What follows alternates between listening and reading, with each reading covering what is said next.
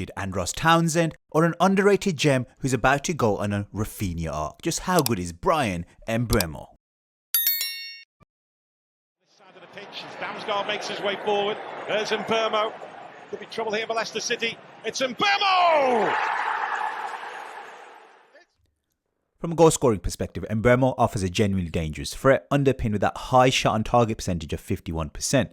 This is a figure that places him comfortably in the bracket of elite wide forwards when it comes to shot placement. This is a man that makes goalkeepers work. Statistically, averaging 0.35 goals per 90, higher than most wing forwards, but nowhere near a Mo Salah, whose rate is close to 0.56 per 90. Salah is more of an out-and-out forward. Where Mbeumo really impresses is the eye test. That left foot is a real cannon, clean, powerful, and quite diverse in execution, capable of curling efforts into the far corner, blasting shots at the near post, or placing finishes with finesse when he's one-on-one. His left-footed strikes are often hit with conviction and confidence, and they carry real venom, but what's underrated is that right foot. When he's striking across goal and running left to right, generates real power with the laces and doesn't hesitate to shoot when the angle opens up. One area where there's a slight room for development is the more nuanced finishes, rarely dinks or lobs, and there's not much evidence of volleyed goals, which is strange for a player with such a powerful shot. So I'd like to see that, but I think he could develop that. In short, high-level finisher, top-class left foot, underrated right foot, power placement, but can he develop that variety? Devastating on the counter-attack. Mbeumo somehow emerged with the ball. In terms of his dribbling, Mbeumo doesn't dribble as much as a Saka or an Elise, only 3.89 dribbles per game, which is a bit of a surprise, but he does complete it at 56% success rate. So very efficient, intelligent player when he's dribbling. Physically, he's stocky, he's got a powerful build, deceptively quick. Not as elastic or highly fluid mover like a Yamal or have that extreme agility of an Elise, but he compensates with excellent balance, functional strength, sharp footwork. The dribbling is very purposeful. He's not a showboater, but dribbles with intent, usually looking to create shots and crossing angles, but that doesn't mean that he hasn't got skill. He uses step overs effectively, clever at using foot rolls, feints to shift defenders, often faking to cross or shoot before cutting inside onto his weaker foot to deliver. It's subtle, repeatable deception, and it's very, very functional. What stands out is that he doesn't waste actions. He's not taking players on just to entertain. His movements are tied to final third productivity, whether it's a delivery, a through ball, strike and goal. This economy of motion makes him a nightmare to defend for fullbacks who switch off even momentarily. So yeah, he doesn't dribble with the high volume unpredictability of those elite generational 1v1 specialists, but he shouldn't be underestimated. Efficient, explosive, and decision making in a way that makes him a dangerous, supportive wide forward. Mbeumo, well to dig that cross out. Once again, Sancho looking to skirt around the outside of Mbeumo, who makes a well-timed challenge. Bryan Mbeumo averages 4.73 defensive actions per 90 with an impressive dual success rate, near 70%, which on the surface paints the picture of a hard-working wide forward with a real appetite for defending. Statistically, looking like someone that tracks back, contributes off the ball, a valuable trait in a modern winger.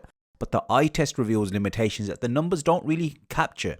While he does recover well, gets into good defensive positions, his actual one-on-one defending lacks precision. There's a noticeable imbalance in his body posture when he's facing very quick, agile dribblers, so that could make him very vulnerable to sharp changes of direction.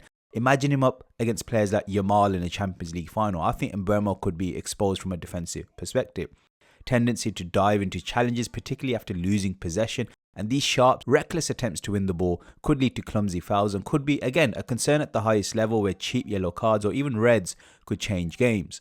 To his credit, against physically inferior opponents or in matchups where his pace will give him the edge, he can be disruptive and effective, but up against technically gifted or quicker opponents, he's not someone that I'd fully rely on to double up or nullify that front consistently. First as Chelsea look to counter quickly again. Challenge. Great work in Mbeumo there. Brilliant stuff. Want access to world-class coaching drills developed by the great man himself, Johan Cruyff? Well, Pythagoras in Boots has partnered up with Cruyff Football to deliver you exclusive tactical content. We also feature behind the scenes footage of the recent Cruyff football tournament, which featured the likes of Ajax, Barcelona, the finest youth teams in the world. And next year, we're going to be seeing the likes of PSG and Chelsea joining Man City, Atletico, you name it, they are there. We also have exclusive insights with interviews with the likes of Jordi Cruyff to give you a real feel for that Cruyffian football philosophy. So check the description below for a discount link to the Cruyff football methodology and level up your football IQ. Interesting to see what exactly they will be chatting about. And Mbeumo tees it up, and this should be a fourth goal, and it is. From a creative standpoint, Mbeumo is no Elise, he's no Saka, he's no Ray and Shirky. His assist numbers are almost half the output of these players, and that does suggest a limited creative ceiling, but we do have to take into account the context. He plays in a much less dominant side than an Arsenal or a Liverpool. Brentford just don't generate the same volume of final third possession. However, Shirky plays for a less imposing Lyon side, and this is where the stylistic contrast is important. Shirky more of a natural 10, looking to Fred killer passes through, and Mbeumo, on the other hand, is more goal orientated. But he doesn't lack creative quality. When cutting in from the right onto his left foot, he's capable of spotting supporting runners, and he's shown an ability to delay and disguise passes well. He's adept at threading little poked through balls or reverse passes, particularly when defenders are backpedaling. And he does use that weaker foot well to release surprise passes, which does add a layer of unpredictability to his play. He's not a visionary creator who redefines attacking structures, but in the right system, particularly one that encourages movement ahead of him, his creative metrics could improve significantly because he does have disguise, timing, generally does weight his passes well. I think complex passes under pressure can sometimes be a bit of a stretch for him, but he's not someone who will consistently break deep blocks with incisive passes alone. But if you give him those runners ahead, more technical support, I think there's scope for growth. We've analysed the game at the highest level, and now we want to represent the people that play it. Pythagoras and Boots are now officially FIFA qualified football agents, and now we're partnering up with Dave Lawrence, a former sporting director and female first team ladies coach at West Bromwich Albion with over 20 years of coaching experience. He's also been an agent for the past 5 years, a UEFA licensed coach as well. So together we're looking to provide expert player performance analysis, legal support with my legal background, mental well-being, anything that you need on or off the pitch, we can holistically deliver it. So don't be afraid to check the description, get in contact with us to see what next-gen player management really looks like. Airing back to try and get close to him. Wissa helps it on. And Mbeumo rolls it back across. Sharp strike!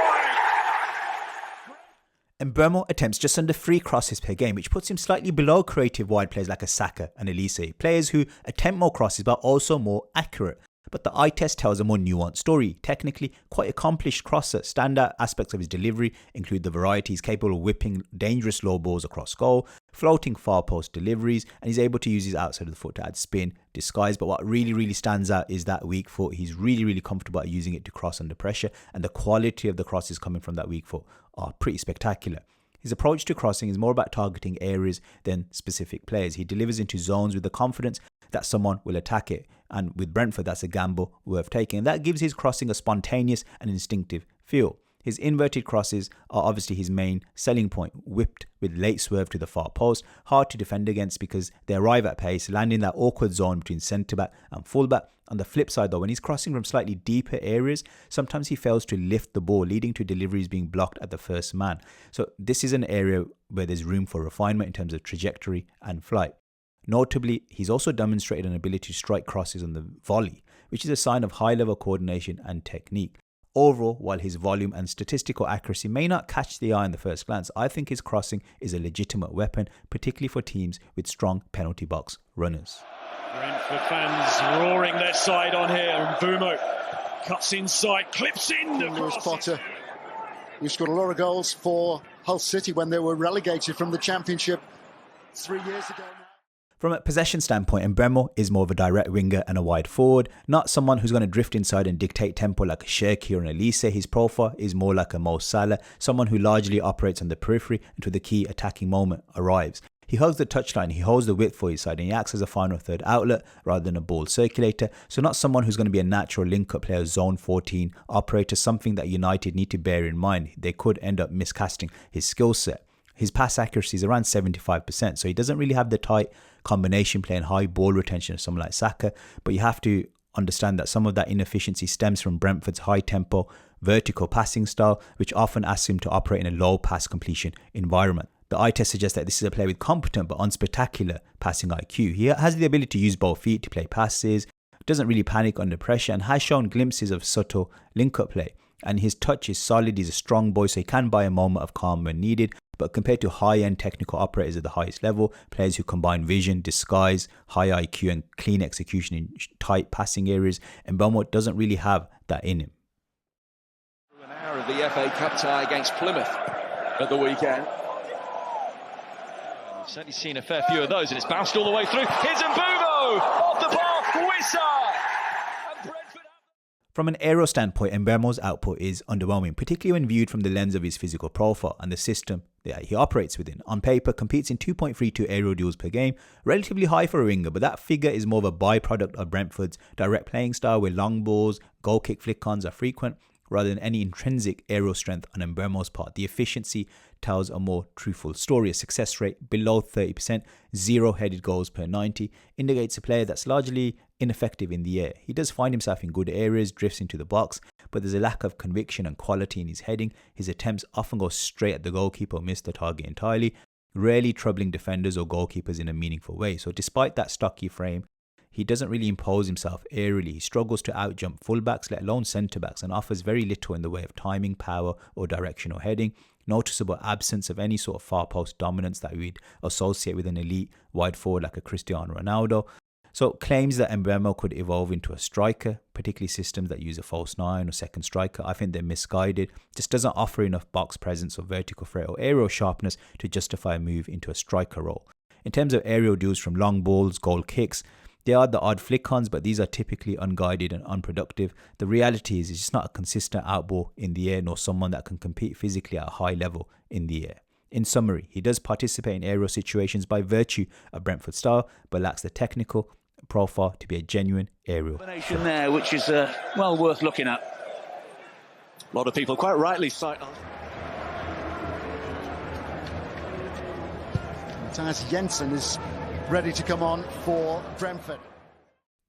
Long passing doesn't form a core part of Mbeumo's toolkit, and the numbers back that up. Doesn't really attempt them often, and when he does, the output is inconsistent. He's not what you'd call a cultured long passer. Does have flashes of vision and flair, particularly the switches of play using the outside of the foot from right to left. These moments are the exception rather than the rule. So technically capable of executing the spectacular. Like I said, these switches can carry zip and are occasionally executed with impressive disguise. So you could see that working in a wing-back heavy setup where the wide player needs to help change the point of attack quickly. But beyond that, there's limitations. His vertical long passing, the long passes that break lines or release runners in behind, lacks consistent accuracy and weighting, often misjudges the timing or distance, gives the ball away cheaply. So yeah, he might occasionally spot a good run, but the execution doesn't really match the vision. Maguire might have to be involved in some defending straight away here.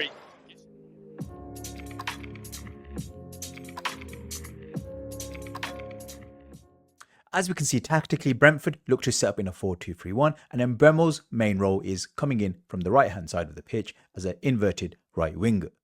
Now when Brentford have territory, Mbeumo will look to hold the width. If that ball is played into him, generally he's looking to be really direct with the ball, take on his man, cut inside and get shots off. But if he's double marked and he's got two players to contend with, he can at times obviously look to cut in and then play passes through for his teammates. Again, he's not the greatest at breaking defenses open when it's a low block situation via through subtle passes. But what he can do, and this is where he's really dangerous, is let's just say he's got two players looking to mark him. He's got that trickery to get that bit of space, even against two men. Fullback doesn't really overlap that often, and he'll put beautiful inverted balls into the box. If he's deeper on the pitch, those inverted balls don't carry the same level of threat. But if he's closer to the box and he's in this sort of situation, those balls can be devastating. But what he's also got is this capacity to go onto his weaker foot and pretend he's going to go to an inverted situation, break down the line, knock it forward, and then play really good balls with his weaker foot into the box. And obviously the likes of Wissa, Sade, they obviously can get on the end of it. So I think Mbeumo, against low block threats, he's pretty decent. I wouldn't say he's got the subtlety in terms of the killer through balls, but in terms of his crossing, real big threat. Not surprisingly, Mbeumo's an even bigger threat in transition, especially a team like Brentford where they've got players like Wissa, Sade. They're a team that are tailor-made for letting teams come onto them and then really getting behind and penetrate them with that space in behind. Now, in terms of Mbeumo, he's got that dual threat. Unlike a Sade, who's not a great ball carrier, Mbeumo can pick up the ball in deeper areas and then really drive with that ball over large distances. But he's also the type of player who's intelligent enough not to always ask for that ball to feet. He will time his runs well, and if that ball is played in, he can also drive onto the ball and run in behind without necessarily needing to beat a defender. And we saw that type of situation against Chelsea. So Mbeumo's a dual threat in transition. And Mbeumo's been linked to a host of teams, but the two teams that are really linked to him are Manchester United and Newcastle. So they're the two teams that we're going to focus on first. Well, if he goes to United, does he make them more potent against low blocks? Well, I think if they've got Diallo pulling out wide in this situation here, you've already got a much better player than a Mazraoui in wider areas because he can dribble, he can go past players, his weak foot cross isn't that bad. Likewise, he can interchange with Mbeumo, who's also really powerful at driving down the line and putting crosses in. So I think you've got two players that can definitely got the ability to go down the line and stretch the play if they need to. But obviously, they're both going to want to favour getting into that inside right half space and get shots off. I think one of the concerns with Mbeumo is, does he have the silk and the subtlety to play those little through balls through in low block situations? I would say probably not to a high degree. But then if you've got Diallo interchanging with him, if Diallo finds himself in these situations, he does have the subtlety and the soft passing. So in a way, Mbeumo's weakness there is covered off by having a Diallo there. So I think those two as a pairing on that flank definitely makes United very, very dangerous. In transition, there's no doubt, having players like Cunha and Mbeumo both in the team, players that are really good at making runs in behind. You can just imagine if a Bruno Fernandes did stay, that ball being played over the top and both these players being real threats against teams that are coming on to them. I think in the big games, United would be a really dangerous team. In transition for Newcastle, you can just imagine Mbeumo being a really big threat, especially with that midfield three. You can just imagine if he does make those runs in behind, Bruno Guimaraes playing that ball into feet, him driving, guys like Isak driving as well, Gordon driving, really putting that back three under real pressure in one-on-one situations or back two, whatever it is.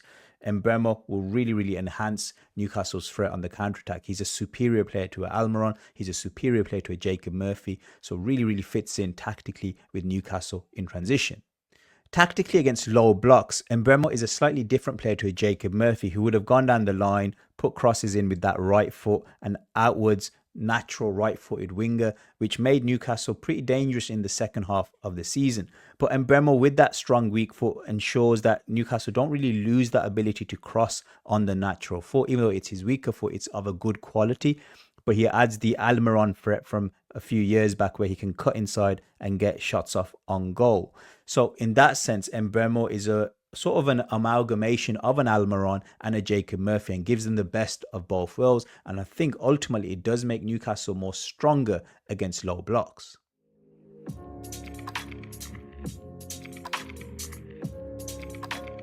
In conclusion, Mbeumo is a very solid footballer. Can he play at the highest level? Can he play in the Champions League? I personally think he should be able to perform in the Champions League. Whether he's good enough to perform in the business end, I raise questions about that. He's definitely someone who could be a support act as part of a big team, but he's not really capable of being the main man for a big team, in my opinion. In terms of his mentality, he's played at a Brentford, a team which is kind of coasted. It's done really well for its size of club, but those players, that manager there, are quite comfortable. They haven't really felt that pressure to be in European football, and this is going to be a big step for him wherever he goes. So I think in that sense, he is untested to a degree. I think when I look at players like Elise, I look at Saka, I look at Yamal, I look at Salah, I think these players are a tier above an Mbeumo, but he's still a very good player. And it depends on the price that you're buying him for, because this guy almost guarantees goals and assists. Is he someone that's going to be a playmaker type player to a high degree? Not necessarily, but he's someone who will generate outcomes. And I think for that type of player, he's going to be a really useful either support act or rotation option for a big club. But yeah, I would definitely recommend buying an Mbeumo if it's say around £50 million. I think if you're looking at 80, 90 million, that's overpriced. But £50 million, a bargain footballer, a very solid footballer. Anyway, hope you guys enjoyed the video. Please like, share and subscribe, and see you guys again next time. Bye.